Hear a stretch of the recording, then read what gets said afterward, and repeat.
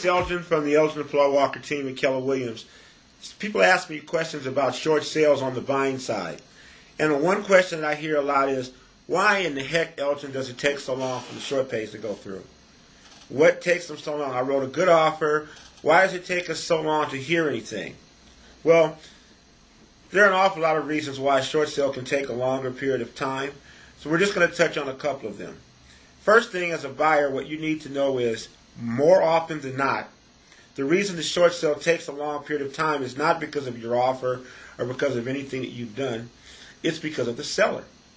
You have to remember, in a short sale situation, you're really much getting two offers or two approvals accepted for your offer. One, the seller has to agree to the deal.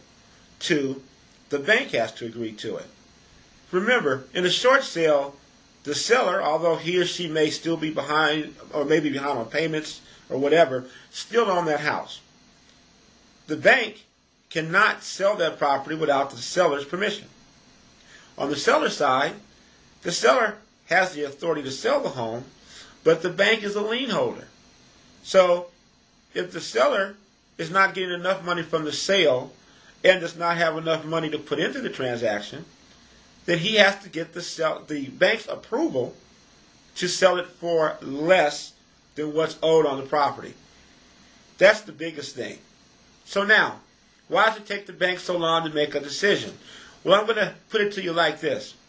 Let's suppose you have a friend or a family member and you loan them $1,000 and they promise to pay you X amount of dollars per month till you got your $1,000 back, and they're paying you some interest.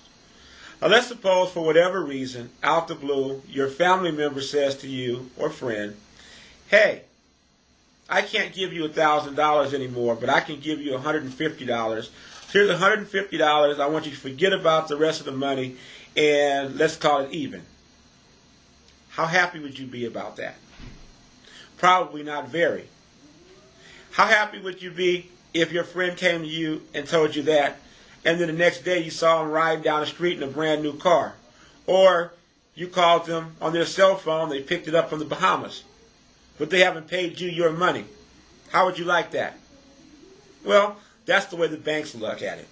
The banks are looking at it like a commitment was made for whatever reason, and they want to make sure that the seller qualifies for the hardship. So there's a lot more steps to it than that. But in a nutshell, that's what they're looking for. So when you're making offers on short sales, one thing that you have to be aware of is, has the listing agent and the bank and the seller begun at least the process of getting information? Has there been any pre-qualification steps between the real estate agent and hopefully a negotiator on whether or not the seller really qualifies for the short pay, or what we'll call a discounted payoff? And maybe even more importantly than that, will the seller cooperate? A lot of cooperation from the seller's point of view with documentation, getting things done in a timely manner, and whomever is negotiating the short sale on the listing side, does he or she know what they're doing? Because if they don't, I can tell you right now, the odds of your short sale going through are not very well.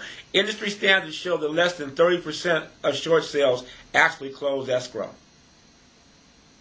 You have to take some steps to fall into the percentage that actually does. We'll do more talks about buying short sales, what they actually mean later. Just wanted to give you a little something to think about. Thank you again. May God bless.